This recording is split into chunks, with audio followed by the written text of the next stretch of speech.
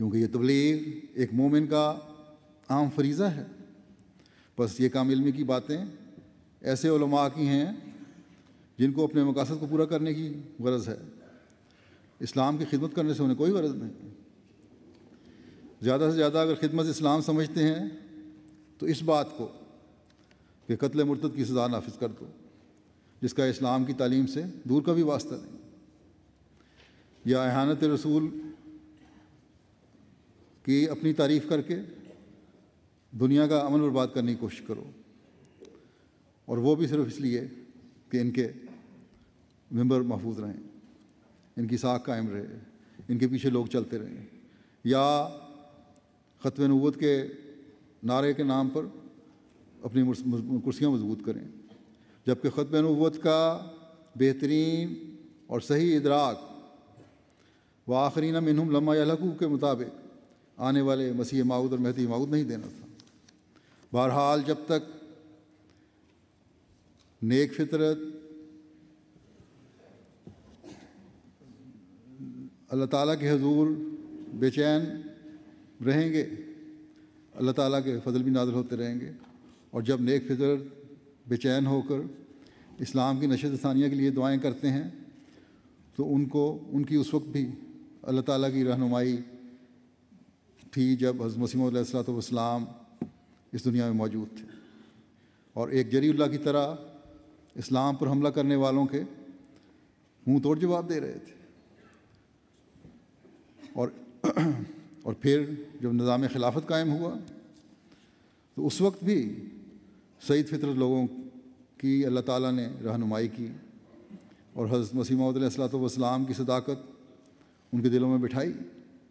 اللہ تعالیٰ کی رہنمائی کرنے کے بہت سے ذرائع ہیں جو لوگوں کے سینے کھولتے ہیں اور انہیں حضرت مسیح موعود علیہ السلام کی صداقت پر یقین پیدا ہوتا ہے، اور وہ آپ کی بیعت میں شامل ہو جاتے ہیں۔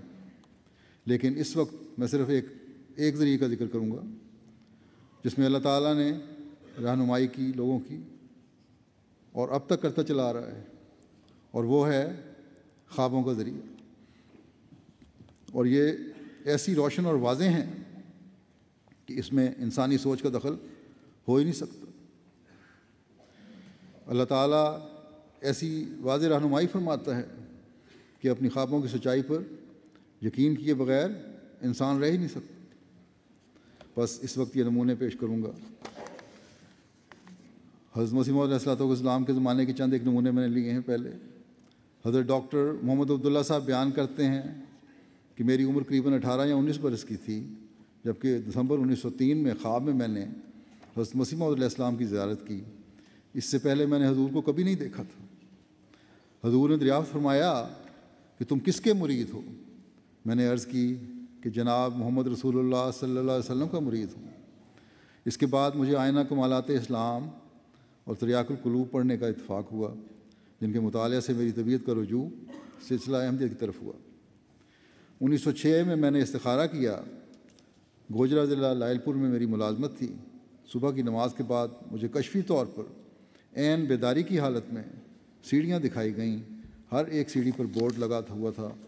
آخری سیڑھی کے درمیان سرخ زمین پر سفید لفظوں میں، یعنی اس کی بیک گراؤنڈ سرخ تھی، سفید لفظوں میں ایک بورڈ نظر آیا جس پر موٹے حروف میں لکھا ہوا تھا مرزا غلام احمد قادیانی مسیح موعود اور مہدی موعود۔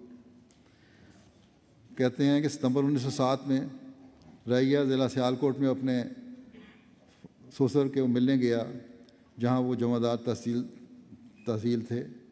میری ملاقات مکرمی حضرت ڈاکٹر سید عبدالستار شاہ صاحب مرحوم انچارج ہاسپٹل رائیہ سے ہوئی۔ ان کے ہمراہ میں قادیان گیا اور حضرت مسیح علیہ السلام کی ظہر کی نماز کے وقت زیارت کی۔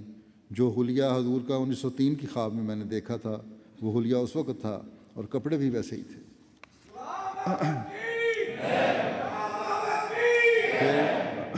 پھر حضرت رحمۃ اللہ صاحب احمدی پینشنر بیان کرتے ہیں کہ حضرت مسیح موعود علیہ السلام نے چند ماہ لدھیانہ میں قیام فرمایا۔ میری عمر اس وقت قریباً 17-18 برس کی ہوگی اور طالب علمی کا زمانہ تھا۔ میں حضور کی خدمت اقدس میں گاہے بگاہے حاضر ہوتا۔ مجھے وہ نور جو حضور کے چہرہ مبارک پر ٹپک رہا تھا نظر آیا، جس کے سبب سے میرا قلب مجھے مجبور کرتا کہ یہ جھوٹوں کا منہ نہیں ہے۔ مگر گرد و نواح کے مولوی لوگ مجھے شک میں ڈالتے۔ اسی اثناء میں حضور کا مباحثہ مولوی محمد حسین بٹالوی سے لدھیانے میں ہوا، جس میں شامل تھا۔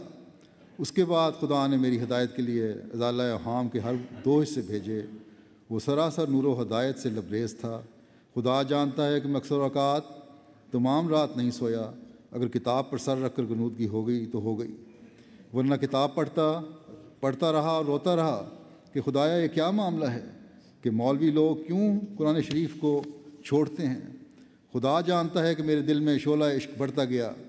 میں نے مولوی رشید احمد صاحب گنگوہی کو لکھا کہ حضرت مرزا صاحب عیسیٰ علیہ السلام کی وفات 30 آیات سے ثابت کرتے ہیں۔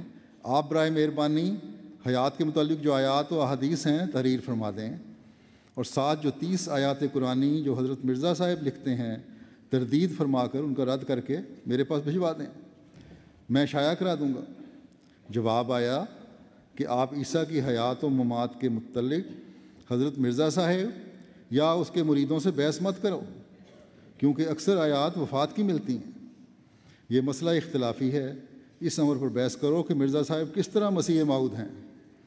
جواب میں عرض ہوا کہ اگر حضرت عیسیٰ فوت ہو گئے ہیں تو حضرت مرزا صاحب صادق ہیں۔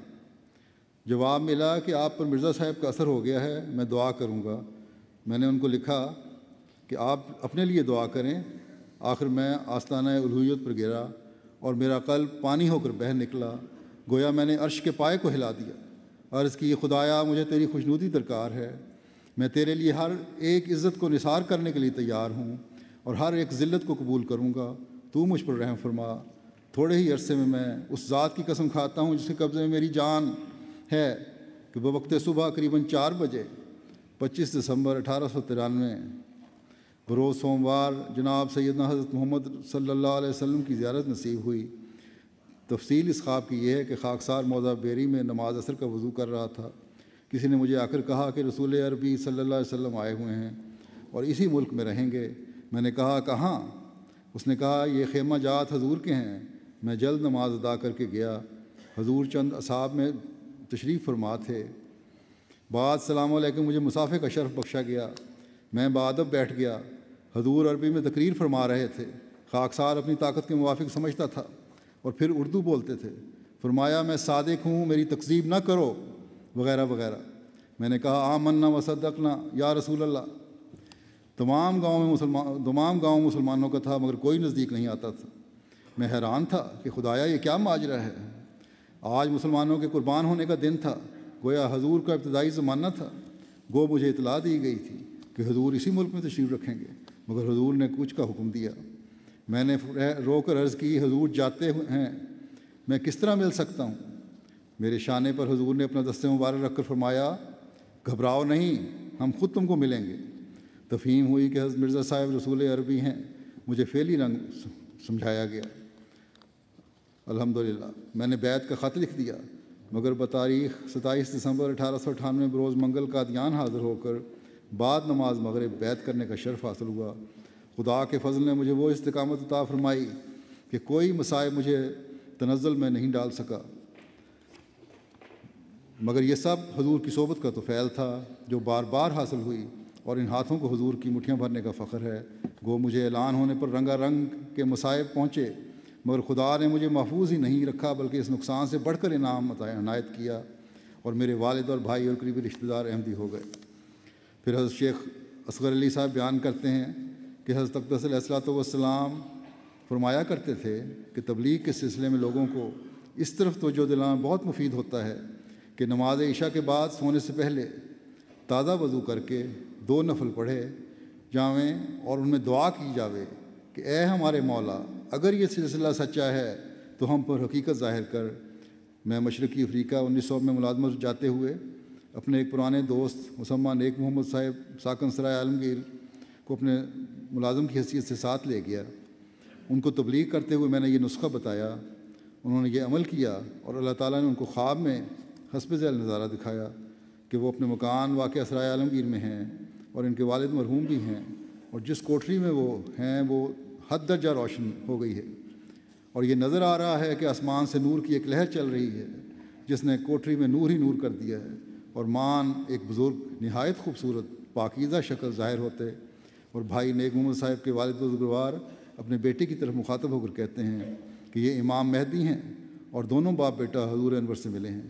ایسے خوشکن نظارے کے بعد ان کی نیند کھلی اور دن چڑھے انہوں نے مجھے یہ حال بتایا اور ان کی بیعت کے واسطے خط لکھنے کے واسطے کہا، چنانچہ میں نے ان کی بیعت کا خط لکھ دیا۔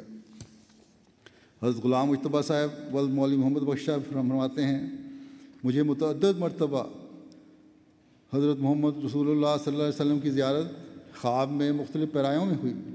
ایک دفعہ تو میں مدینہ مکرمہ میں پہنچا اور وضو کر کے 2 نفل پڑھے اور روضہ مبارک کے پاس پہنچا تو وہاں نور کے حلے جیسے سمندر ٹھاٹھے مارتا ہے چل رہے تھے۔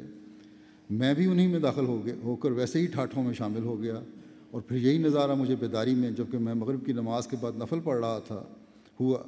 بس جب میں 1906 میں رخصت پر آیا تو میرے دونوں بڑے بھائی غلام حمیم صاحب اور غلام یاسین صاحب قاری بیعت کر چکے تھے۔ چند روز تو میں نے ان کے ساتھ نماز وغیرہ نہ پڑھی، مگر مجھے انجام آتم پڑھنے کے لیے دیا گیا۔ تو جب حضرت مسیح موعود علیہ الصلوۃ والسلام نے جو چیلنج مباہلہ دیا تھا پڑھا تو بے اختیار ہو گیا، اور میں نے قاری غلام یاسین صاحب سے درخواست کی کہ چلو اس بزرگ کو دیکھیں۔ ہم غالباً تینوں بھائی قادیان پہنچے تو لوگ بھی مسجد مبارک میں، جو کہ اس وقت بہت ہی چھوٹی سی تھی، بیٹھے تھے۔ ہم بھی بیٹھ گئے۔ جب حضرت مسیح موعود علیہ الصلوۃ والسلام تشریف لائے تو لوگ کھڑے ہو گئے۔ اس واسطے اس وقت تو چہرہ مبارک نظر نہ آیا، لیکن جب حضرت اقدس اندر کی کوٹری میں بمعیت حضرت خلیفہ اول صاحب بیٹھ گئے تو اس وقت اس کوٹری کا وہی نظارہ دکھایا گیا جیسا کہ میں نے خواب میں مدینہ منورہ پہنچ کر دیکھا تھا۔ اس وقت میرا دل یقین سے پر ہو گیا اور پھر بڑھ کر حضور کے ہاتھ میں ہاتھ دے کر بیعت کی۔ One world, one nation.